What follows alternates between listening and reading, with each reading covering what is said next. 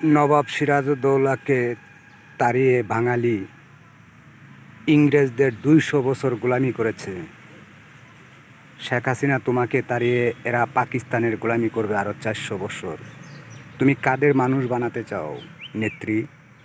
ওরা তো বাঙালি জাতি।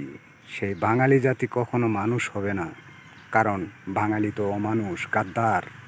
এই গাদ্দারকে তুমি কখনো নেত্রী মানুষ বানাতে পারবে না। তাই তোমাকে করজোড়ে অনুরোধ করছি, তুমি দেশে ফিরে এসো না। এই বাঙালি জাতি আরও ৪০০ বছর পাকিস্তানের গোলামি করবে, গোলাম আজমদের গোলামি করবে।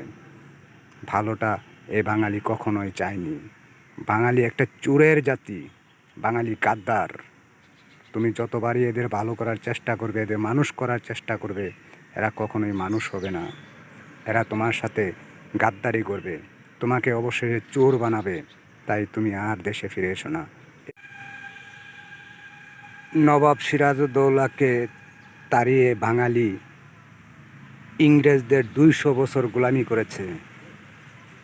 শেখ হাসিনা তোমাকে তাড়িয়ে এরা পাকিস্তানের গোলামি করবে আরও ৪০০ বছর। তুমি কাদের মানুষ বানাতে চাও নেত্রী? ওরা তো বাঙালি জাতি। সেই বাঙালি জাতি কখনো মানুষ হবে না, কারণ বাঙালি তো অমানুষ, গাদ্দার। এই গাদ্দারকে তুমি কখনো নেত্রী মানুষ বানাতে পারবে না।